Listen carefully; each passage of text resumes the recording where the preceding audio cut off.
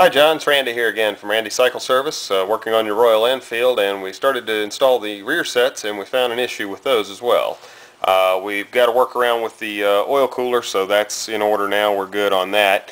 But what we ran into on this Hitchcock rear setup is that it interferes with the stock exhaust system. Right now I can't drop this shift pedal far enough down without it hitting the exhaust pipe here. In order to adjust this properly the way they want it adjusted, that needs to be a lot further down, and also for your riding position you would need those pedals to be further down. There's not much of a workaround I can really do with this with the stock pipe, because I cannot bend this shift lever out any further to clear the pipe. The reason being is because they sent a new kickstart lever with it that's bent much more of an angle than the original stock Kickstarter, in order to clear this shift lever when you go to kickstart it. Now, if we bend that out to clear the stock pipe, obviously it's going to hit the inside of this when you try to kickstart it, and would put it in gear while you're trying to kickstart, which is a problem. So that's problem number one with that. Now if we go around to the other side and we look at the brake pedal, we run into the same issue. The brake pedal is touching the stock exhaust pipe right here as well, and not allowing it to travel far enough. That in and of itself is not as big an issue, because I could bring this out and bend this slightly and make it clear.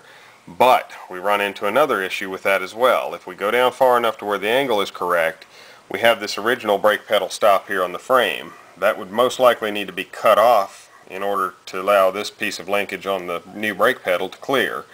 Not a big deal in and of itself, but it is something I wanted to make you aware of.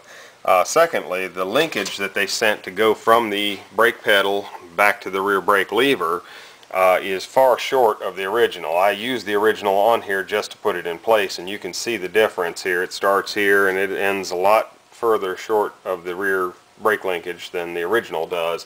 It also does not have that bend to get around the rear shock as well. So those are the issues we've run into on that. So just wanted to advise you of what's going on, and then we can go from there on that. Now the instruction sheet from Hitchcock actually shows the layout. They don't give a lot of specifics about this system, but they do mention one thing in here.